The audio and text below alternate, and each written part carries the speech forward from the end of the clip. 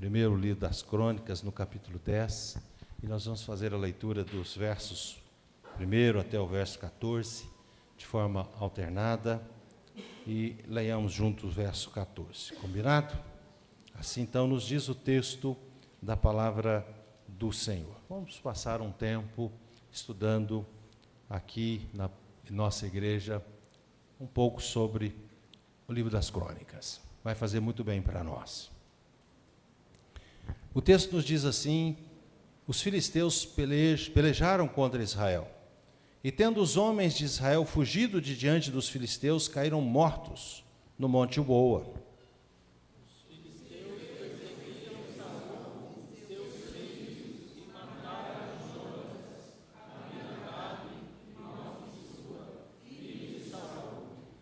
Agravou-se muito a peleja contra Saul. Os flecheiros o avistaram, e ele muito os temeu. Então disse Saul ao seu escudeiro: arranca a tua espada e atravessa-me com ela, para que porventura não venham estes incircuncisos e escarneçam de mim. Porém o seu escudeiro não o quis, porque temia muito. Então Saul tomou a espada e se lançou sobre ela. Vendo, pois, o seu escudeiro que Saul já era morto, também ele se lançou sobre a espada e morreu com ele. Assim morreram Saul e seus 3 filhos, e toda a sua casa pereceu juntamente com ele. Vendo os homens de Israel que estavam no vale, que os homens de Israel fugiram, e que Saul e seus filhos estavam mortos, desampararam as cidades e fugiram, e vieram os filisteus e habitaram nelas. Sucedeu, pois, que vindo os filisteus ao outro dia a despojar os mortos, acharam Saul e seus filhos caídos no monte de Boa. E os despojaram, tomaram a sua cabeça, as suas armas, e enviaram mensageiro pelas terras dos filisteus em redor, a levar as boas novas a seus ídolos e entre o povo. Puseram as armas de Saul no templo de seu Deus, e a sua cabeça fixaram na casa de Dagom. Ouvindo, pois, toda Jabes de Gileade, tudo quanto os filisteus fizeram a Saul, Então todos os homens valentes se levantaram e tomaram o corpo de Saul e os corpos dos filhos, e os puseram a Jabes, e sepultaram os seus ossos debaixo de um arvoredo em Jabes, e jejuaram 7 dias. assim morreu Saul por causa da sua transgressão cometida contra o Senhor, por causa da palavra do Senhor que ele não guardara, e também porque interrogara e consultara uma necromante. Porque por isso matou e transferiu o rei Davi, o filho de Jessé. Louvado seja Deus. Portanto, é sobre a obediência e vida que nós vamos estudar nesta noite. Falando então, meus amados irmãos, sobre esse fim trágico da vida de alguém que teve um convite especial da parte de Deus para andar com Deus, para obedecer a Deus, para servir a Deus, para ser íntegro a Deus, mas resolveu desobedecer. E em desobedecer, arriscou e se deu mal. Quem se arrisca, se dá mal. Portanto, meus amados irmãos, os israelitas que voltaram para a Judéia no século 6 a.C., eles tinham boas razões para comemorar. Era o que nós estávamos estudando no livro do profeta Zacarias. O cumprimento, então, das profecias de Zacarias era tido por certo. Havia chegado, então, o fim do exílio babilônico. Agora, uma bênção especial aguardava para o restante do povo.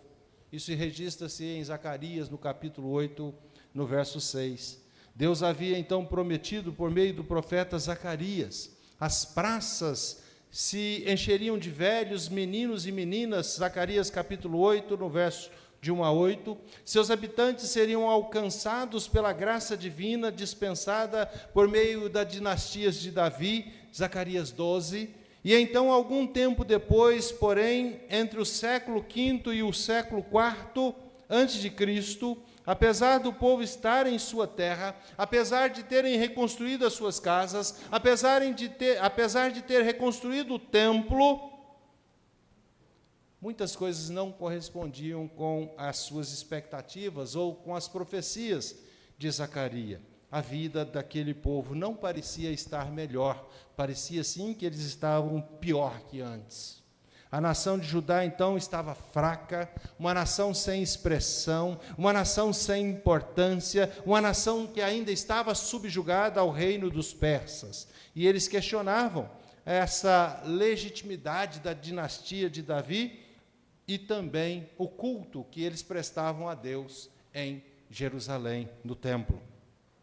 Alguns judeus se sentiam, meus amados irmãos, atraídos pelos cultos pagãos. Eles se sentiam atraídos pelos deuses dos persas. Eles também se sentiam atraídos pelo paganismo grego e abraçavam o culto proposto pelos samaritanos. É possível, meus amados irmãos, que até mesmo muitos crentes, os crentes mais firmes, analisando então a falência espiritual da sua geração, analisando aquela situação em que aquela igreja está, ou que aquele povo estava vivendo, eles pudessem então questionar se Judá poderia contar com a misericórdia de Deus. Resumindo, o entusiasmo daquele povo, o entusiasmo de outrora, o desejo, a vontade, o sonho daquele povo de outrora, agora se tornaram uma desilusão. E eles estavam sem esperança, eles estavam desanimados. Assim então, meus amados irmãos, nós podemos olhar para esse cenário e também analisar a nossa situação hoje.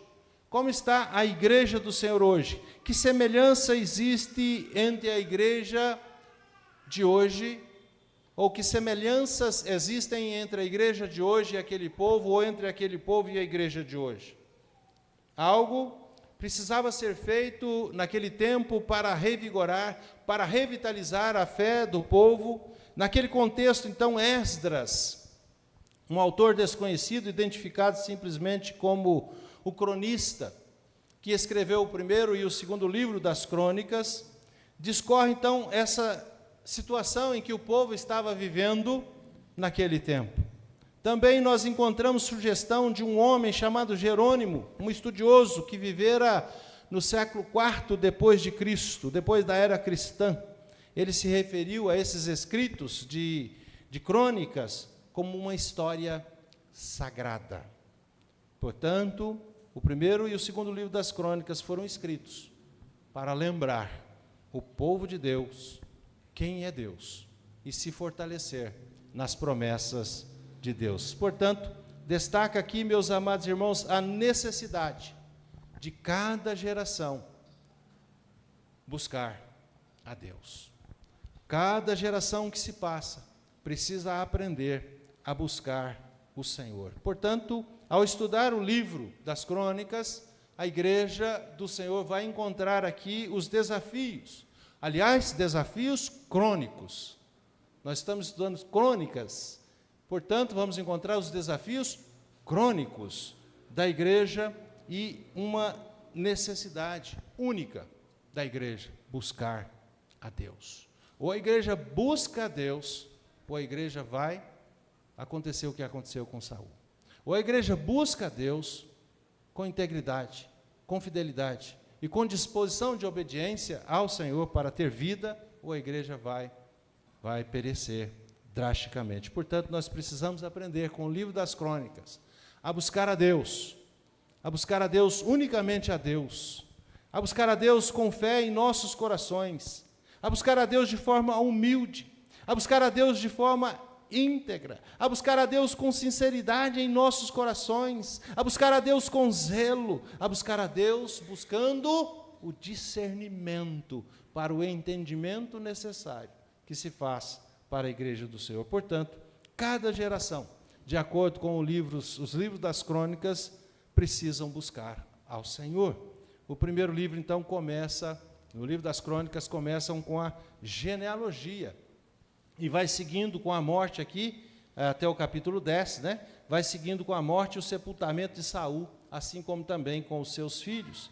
E essa narrativa de hoje, meus amados irmãos, nos prepara para aprender sobre a subida de Davi ao trono de Israel. E, em primeiro lugar, eu quero destacar que nós podemos aprender com esse texto do capítulo 10, de 1 a 14, que quando nós não obedecemos a Deus, nós colocamos em risco a nossa casa.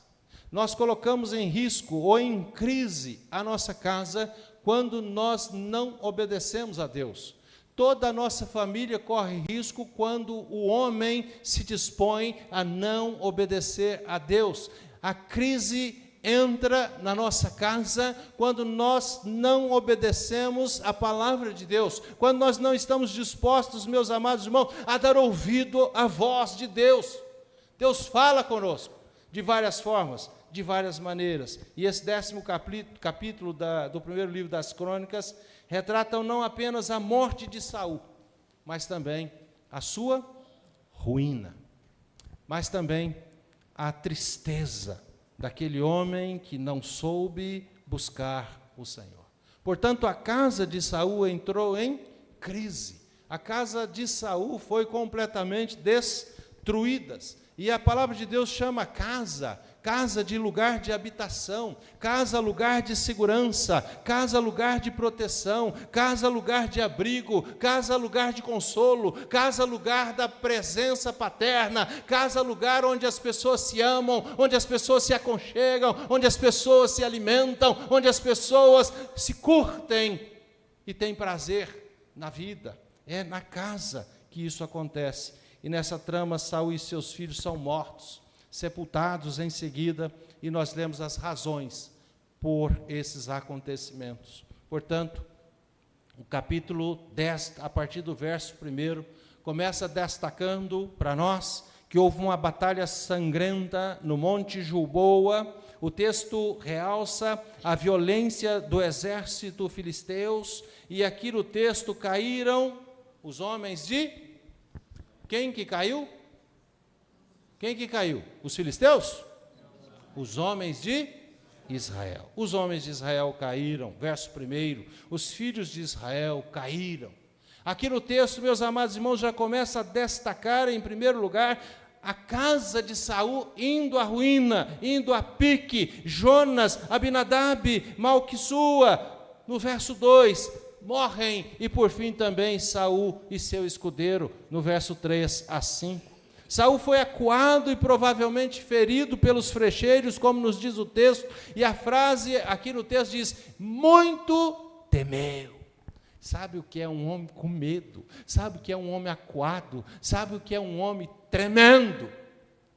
Um homem que não buscou a Deus, um homem que não obedeceu a Deus. Portanto, o texto nos diz que, na NVI, diz que ele foi ferido gravemente, e ao ser ferido pelos frecheiros, ele tomou a sua espada, lançou sobre ela, no verso 4, e naquele momento, dos versos 6 e 7, mostra que a sua casa pereceu junto com ele. Saul foi ungido a rei em Israel pelo profeta Samuel, com a incumbência de livrar o povo das perseguições, de livrar o povo das nações que os perseguiam, de livrar o povo das nações que os subjugavam. Quando nós terminamos o livro de Juízes, nós vemos que aquele povo era um povo que sofria nas mãos dos inimigos, e por isso então Saul foi ungido rei para livrar esse povo das mãos dos filisteus. E isso fazia dele, meus amados irmãos, segundo os comentaristas, um agente messiânico para cada geração que se lembrassem dos atos e dos feitos de Saul. A ideia então que sobressai é que ele falhou, E quando nós, em nossa casa, não obedecemos a Deus, nós falhamos. e levamos a nossa casa à ruína. Muitos de nós, às vezes, paramos para pensar, onde foi que eu errei? Onde foi que eu errei? Porque meus filhos, porque a minha família está destroçada, a minha família está... E aí nós começamos a imaginar onde nós erramos. Nós erramos em deixar de buscar o Senhor. Nós erramos em deixar de obedecer a Deus.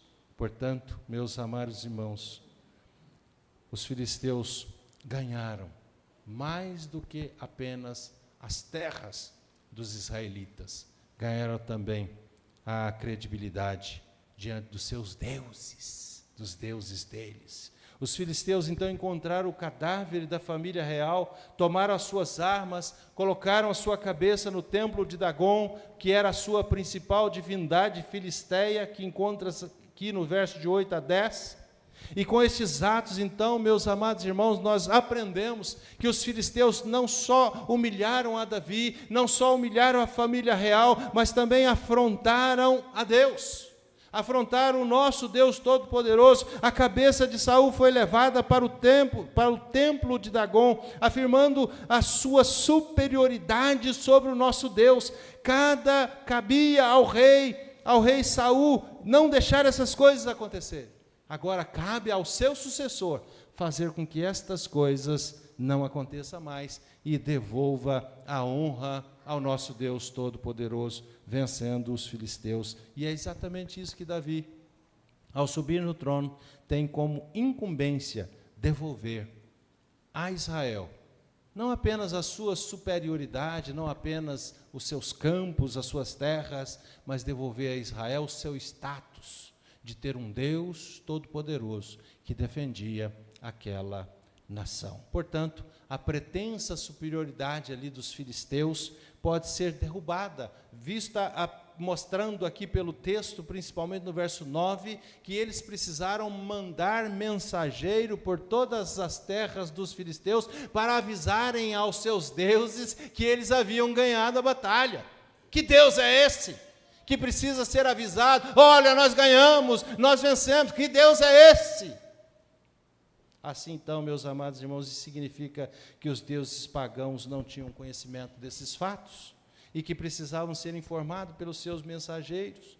Quando a notícia, então, do ocorrido chegou a Jabes de Gileade, diz-nos o texto, verso 11 e 12, que homens valentes providenciaram o sepultamento de Saul e seus filhos debaixo de um arvoredo e jejuaram 7 dias. Então, nós aprendemos, meus amados irmãos, que a obediência à palavra de Deus traz proteção para a nossa casa. Ou a gente obedece, ou nós vamos ver a nossa família esfacelada. Ou nós obedecemos a Deus, ou nós vamos ver a nossa família totalmente destruída, dispersa, acabada, arruinada. Por falta de obediência, o povo peca. Por falta de obediência a Deus, por falta de conhecimento, por falta de buscar a Deus, o povo se distancia de Deus e dá ouvidos a outros ensinos que não é os ensinos de Deus. Portanto, em primeiro lugar, aprenda que a nossa casa entra em crise quando nós não obedecemos a Deus. Mas tem ainda um segundo ensino, meus amados irmãos, para nós nessa noite, nesse texto. Quais foram então as razões da morte de Saul? Quais foram as razões que levou Saul à morte? O que levou Saul à morte não é nada mais, nada menos do que o pecado da desobediência. Portanto, nós aprendemos que quando nós desobedecemos a Deus, a nossa casa entra em crise. E quando nós continuamos nessa desobediência, nós vamos morrer. O texto nos diz claramente que se nós continuarmos a desobedecer, no verso 13, está dizendo isso para nós vamos morrer. Vamos ler os versos 13? Assim morreu Saul, por causa da sua transgressão cometida contra o Senhor, por causa da palavra do Senhor, que ele não, e também porque interrogara e consultar uma necromante. E o verso 14 diz, e não ao Senhor. Deixou de consultar o Senhor para consultar uma necromante. Quantas vezes nós temos feito o mesmo? Pastor, eu nunca consultei um necromante. Eu sei que você não tem consultado um necromante, mas você consulta o vizinho, a vizinha, o amigo, o colega de trabalho, você consulta o mecânico, o padeiro, o eletricista, o pedreiro, você consulta todo mundo, dos seus planos, dos seus projetos, dos seus sonhos, dos seus desejos, das coisas que você pretende fazer, você conta as suas mazelas, você abre o seu coração, você rasga diante deles, mas não busca o Senhor, não pede ajuda do Senhor, não está disposto a ouvir a voz do Senhor. Por isso, meus amados irmãos, o texto deixa claro para nós algumas expressões que nós devemos levar em consideração. O texto começa dizendo, por causa, verso 13 do texto, por causa da sua transgressão cometida contra o Senhor. 2 vezes ele fala, por causa, de novo, da palavra do Senhor. 2 vezes. Qual é a causa então da morte de Saul? Por causa, vocês ouviram sim ou não? Por causa da sua transgressão. Por causa da palavra do Senhor. Porque ele não guardara. E também porque interrogara e consultara a necromante. Assim então, Saul morreu por causa, porque e por isso. Por causa da sua transgressão cometida contra o Senhor. Por causa da palavra do Senhor, que ele não guardara. E também porque interrogara e consultara uma necromante e não ao Senhor. Por isso, o que aconteceu com ele? Por isso, só por isso. Foi só por isso. Porque ele não obedeceu, transgrediu. Consultou a necromante, desobedeceu a palavra e por isso, o que aconteceu com ele? Morreu. Então, meus amados irmãos, lá em 1 Samuel, no capítulo 13, versos de 8 a 14, Saul deixou de, contando alguns feitos de Saul aqui, tá bom? Só para a gente guardar. Um dos primeiros erros dele, em 1 Samuel 13, de 8 a 14, Saul deixou de atacar uma guarnição dos filisteus, não atendendo a profecia de Samuel.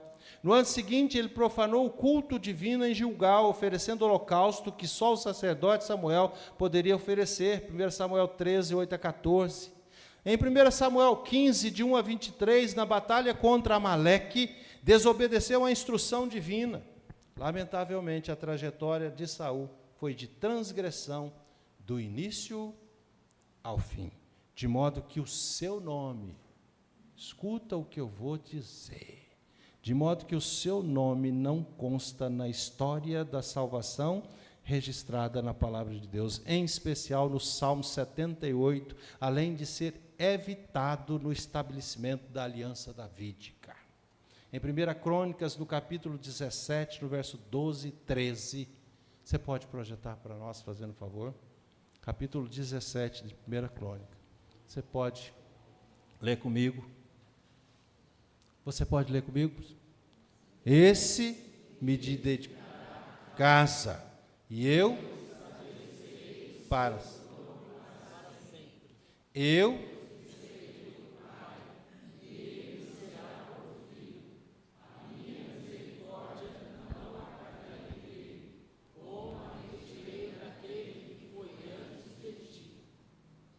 Vocês entenderam isso, sim ou não?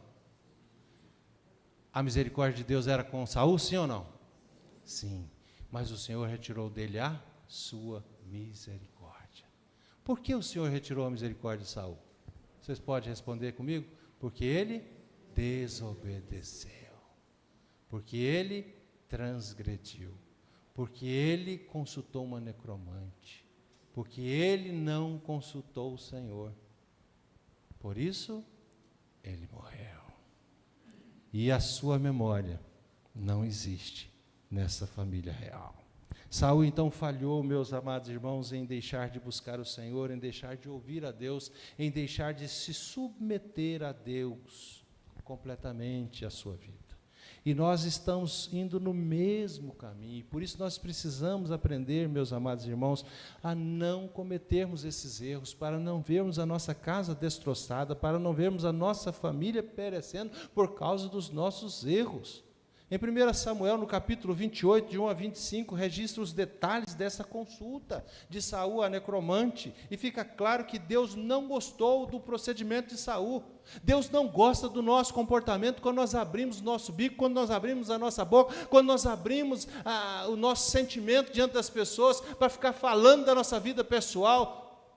Fala para Deus, conversa com Deus, abre o seu coração para Deus, busque a Deus.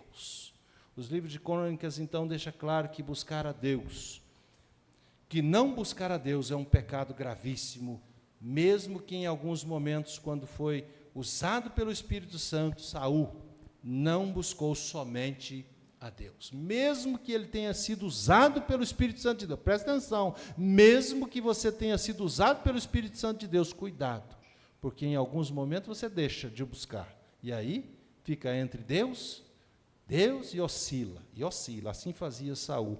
Saul foi desobediente e ele foi autossuficiente, ok? Em si mesmo, né? Se vangloriava em si mesmo. E daí então vem as duas últimas sentenças. Qual foi a sentença? A sentença está no verso 14. A sentença de um homem que deixou de obedecer a Deus. Esse era o nosso terceiro ponto. A sentença de um homem que deixou de obedecer a Deus. Você pode ler comigo o verso 14? Pode ler comigo o verso 14? Vamos lá? E não ao Senhor, por isso...